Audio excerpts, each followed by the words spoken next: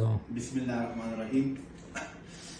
आज मेरा टॉपिक है माइक्रोस्कोप के हवाले से कि हम आजकल जो है ना अपने लेबॉर्ट्री मुख्तलिफ रिसर्च लैब हैं या फार्मास्यूटिकल लैब हैं या इसके अलावा जो है क्लिनिकल लैब है, तो वहाँ पर हम अपने टेस्ट वगैरह करवाते हैं और इसमें जो मेन चीज़ हमारे पास होती है माइक्रोस्कोप होती है, क्योंकि ये माइक्रोबायोलॉजिकल लैब में भी इस्तेमाल होते हैं और आम क्लिनिकल लेबॉर्ट्री के अंदर भी इस्तेमाल होते हैं। तो सबसे पहले हमें माइक्रोस्कोप के बारे में जानना है कि माइक्रोस्कोप है क्या चीज, व्हाट इज माइक्रोस्कोप। तो micro mean small and scope mean to see. तो माइक्रोस्कोप हमारे पास एक ऐसा इंस्ट्रूमेंट है जिसके जरिए हम छोटे से छोटे जानदार आशियाओं को जो आम आंखों से नजर नहीं आते हम उनको देख सकते हैं। इससे पहले हमारे पास जो है शुरू में जब माइक्रो ऑर्गेनिज्म दरियाफ्त नहीं हुए थे तो उस दौर में उसके लिए ऐसे इंस्ट्रूमेंट की जरूरत पड़ गई ताकि हम उन जानदार अशियाओं को देख सके जो आम आंखों से नजर नहीं आते। तो इस इंस्ट्रूमेंट को उन्होंने पहले जो है उसको नाम दिया माइक्रोस्कोप का। और माइक्रोस्कोप हमारे पास उस दौर में जो था बिल्कुल सिंपल माइक्रोस्कोप था। इसके अंदर दो लेंस इस्तेमाल हो गए थे और इसमें एक जो है आई पीस था, दूसरा ऑब्जेक्टिव लेंस था। उसके बाद फिर जो है मॉडिफिकेशन आने के बाद उसकी जो फॉर्म था वो चेंज हो गया और वो कंपाउंड माइक्रोस्कोप बन गया। फिर आहिस्ता आहिस्ता जो है तरक्की की वजह से या मतलब एक न्यू डेवलपमेंट आ रही थी साइंस के अंदर, जिसकी वजह से माइक्रोस्कोप भी थोड़ा सा मॉडिफाइड हुआ। और फिर उसके बाद जो है हमारे पास लाइट माइक्रोस्कोप, इसके अलावा जो है फ्लोरेसेंट माइक्रोस्कोप, इसके अलावा जो है वो इलेक्ट्रॉन माइक्रोस्कोप जो कि पावरफुल माइक्रोस्कोप जो है वो आजकल इस्तेमाल होते हैं, ये इजाद हो गई। लेकिन आम क्लिनिकल लेबोरेटरी के अंदर जिससे हम माइक्रो ऑर्गेनिज्म को भी देख सकते हैं, इसके अलावा जो है आम जो दूसरे हमारे रूटीन टेस्ट होते हैं उसके भी हम इसमें ऑब्जर्वेशन करते हैं, स्पेशली यूरिन का है या इसके अलावा जो है स्टूल का है या स्पर्म सीमेन एनालिसिस वगैरह जो होती है वो हम जो है माइक्रोस्कोप के अंदर देखते हैं। तो आइए इसके बारे में थोड़ा सा डिटेल से पढ़ लेते हैं। सबसे पहले हमें माइक्रोस्कोप के बारे में पढ़ना है कि माइक्रोस्कोप के अंदर कौन कौन से पार्ट्स हैं। तो इसमें सबसे पहले जो आई के करीब है, जो आंख के करीब होता है, वो है आई पीस जो 10x के बराबर होता है।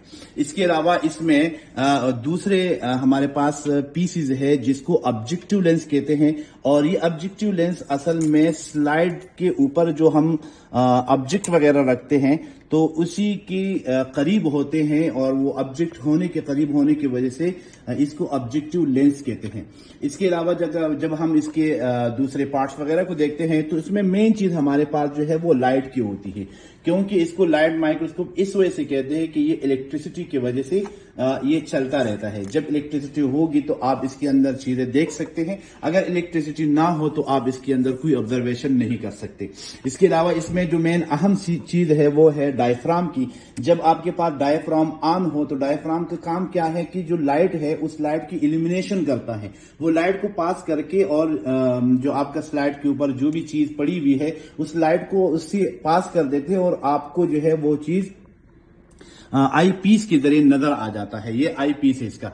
और इसके अलावा जो है इसमें ये स्टेज है, इस स्टेज के जरिए हम स्लाइड को फॉरवर्ड और बैकवर्ड, राइट साइड और या जो है वो क्या नाम है उसका लेफ्ट या राइट साइड पे इसको जो है हम मूव करवाते हैं ताकि हम ऑब्जेक्ट को फोकस कर ले। इसमें एक चीज जो हम आम रूटीन टेस्ट हमारे होते हैं जिसमें यूरिन होता है या मतलब सीमेन टेस्ट हम करते हैं या स्टूल टेस्ट होता है, तो उसके लिए हम जो लेंस इस्तेमाल करते हैं वो है 40x का। ऊपर जो हमारे पास आई पीस है वो है 10x का और जो ऑब्जेक्टिव लेंस होता है वो हमारे पास बराबर होता है 40x का।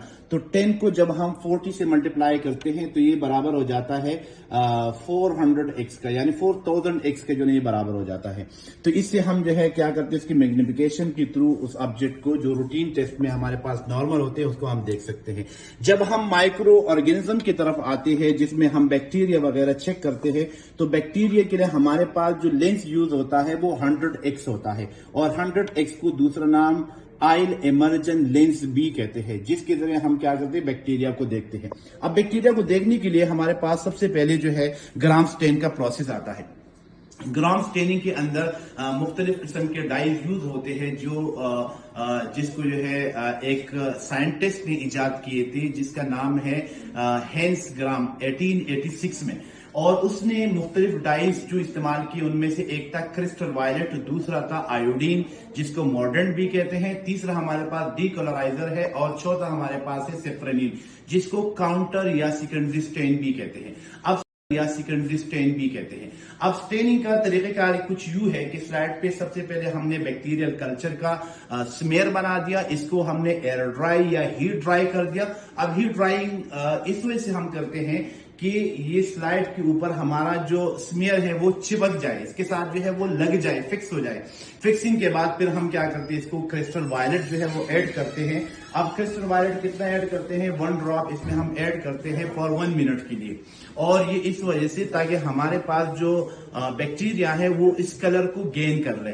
پھر اس کے بعد after 1 minute we wash the sample through running water کے ذریعے ہم اس کو پھر کیا کرتے ہیں، واش آؤٹ کرتے ہیں۔